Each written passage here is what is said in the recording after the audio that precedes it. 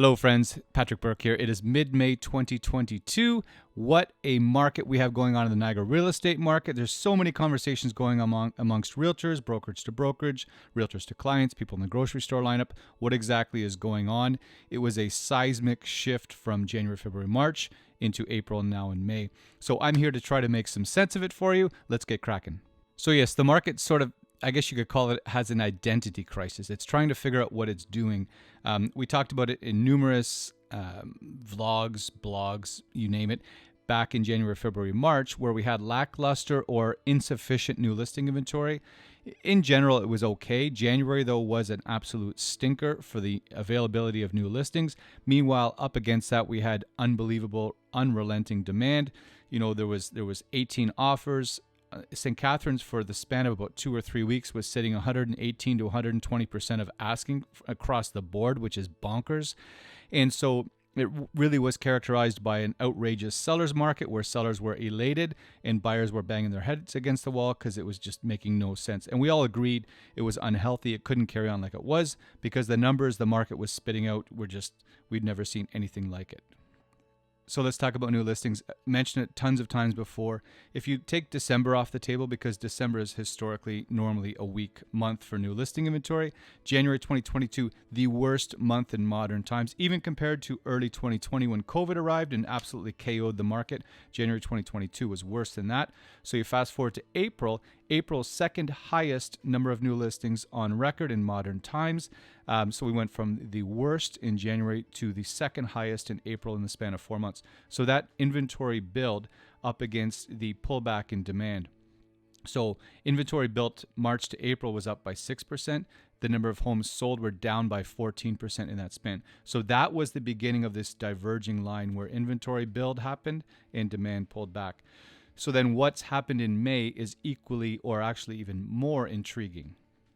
So these graphs I'm going to show you, they show you the number of new listings and the number of sales. So pink shows you the number of sales, and you'll see that that's on the bottom because typically listings are higher than the number of homes sold. And then you'll see the number of new listings in black. And I'm going to show you here the Niagara region. You can see what I'm talking about, that divergence building. So January, February, March was extremely tight. And then as we got into March, April, May, and again, May is on pace for. So this is sort of where we are here as of mid-May, and then extrapolating that out. So that's what May 2022 is on pace for. And you can see that divergence happening. Here's St. Catharines, same thing. And this same trend largely is consistent across the region. And this is what's driving buyer sentiment, seller sentiment, realtor sentiment, pricing, days in the market. Everything is driven by these graphs here. Here's Niagara Falls. Niagara Falls is so wacky. There's some things that they're doing that Niagara Falls is doing that's consistent with the rest of the region, and then there's other areas of the market that is totally inconsistent with the rest of the region. So Niagara Falls increasingly needs an asterisk beside it. And then here's Welland, huge divergence, right? You can see it just drops off and sort of flops down. And again, this is what it's on pace for. May could have an epic comeback in the second half of the month, but I don't think that's going to happen. I think we're going to see largely the same trend happen for the balance of May. So how are sales interacting with this increase in supply? If you're a buyer and there's all of a sudden this much to buy, you should be happy, right? Because you have more choices, you have a better climate to get out there and buy a home in. But what's happening is because of interest rates and buyer sentiment and the overall climate out there changing, buyers have actually pulled back. So when we look at May 2022 compared to other Mays going back in time, Niagara region on May 22 on pace to being the lowest in modern times for the number of homes sold. St. Catharines, the lowest since 2012. So that's, by my math, about a decade. Niagara Falls, lowest in modern times. Welland, lowest in modern times. One caveat, we're excluding May 2022 because that was COVID. That was a total unicorn time period, March, April, May of 2020. So we're taking that off the table. But all the other Mays, May 2022 is probably going to be showing up last in that track meet.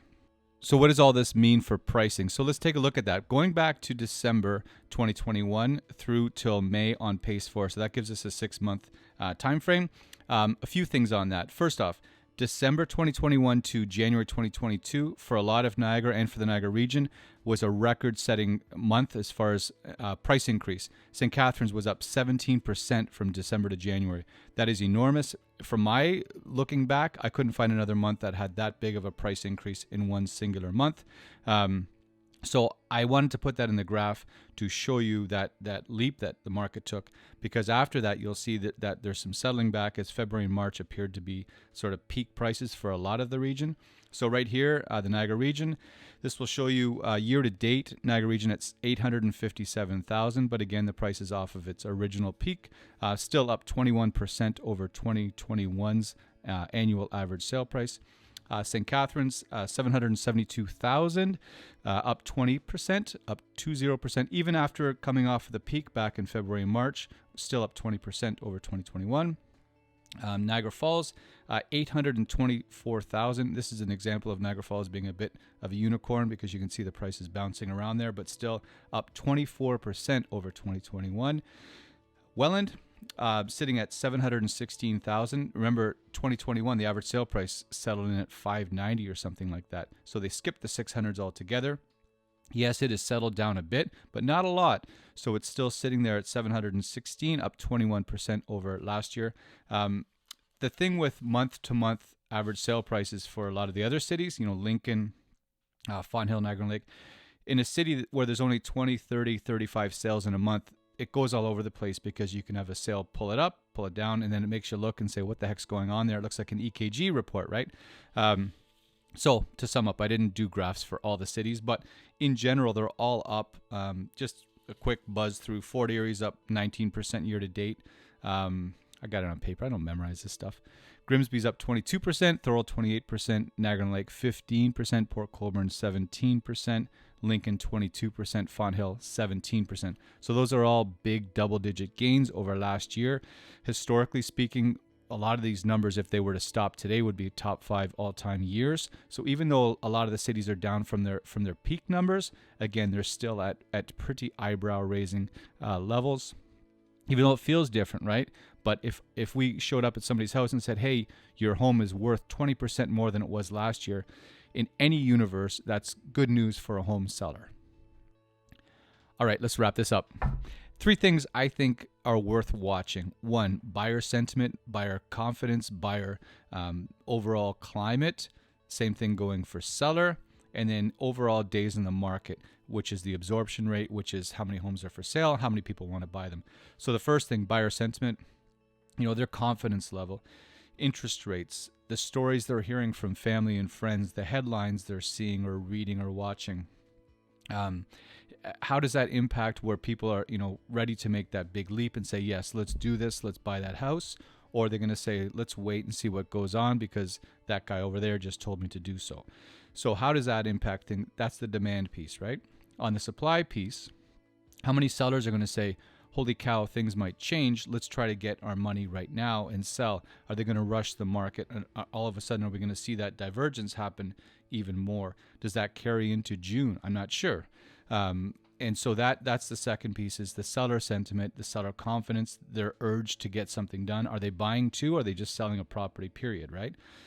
And then the third piece, it's a smaller one, but is days in the market, because that's a big one.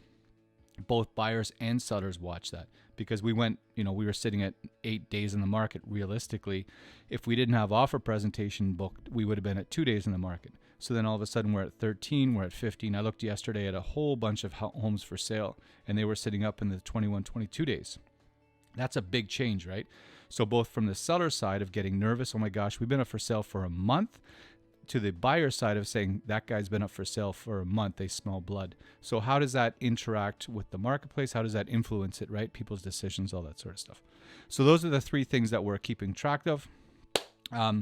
In general, though, it is fascinating times. It's more important than ever to know exactly what's going on in the marketplace. Make sure whomever you're working with, or if you have a realtor working for you, is in touch, because we're seeing yesterday's strategy fail tomorrow. So you have to be really careful that whatever you're doing is in relation to make sense with what's going on out there in the marketplace. And if you haven't subscribed to this channel, I strongly encourage you to do so. It's where all the cool kids are, I swear. We have, monthly videos, and there's always links out to other stuff that we're doing. Our listings come up here as well. We try to keep things relevant and super local for people that want to know what's going on in the Niagara real estate market. We invite you to subscribe. hang out, check it out, comment, all that good stuff. I'm going to link down below what I've just talked about. I'll put it into a blog. So if you'd rather just read through and have a look at the graphs that I had in the video, you're more than welcome to do that. I'll have that up. Again, you go down in the description. You can click on and have a read through, as well as all of our other blogs. Hope you're doing great. Thank you so much for joining me, and I appreciate your time. Any questions, you're always welcome to reach out. I'll put my number right there. And thanks. Okay, see ya. Take care. Bye.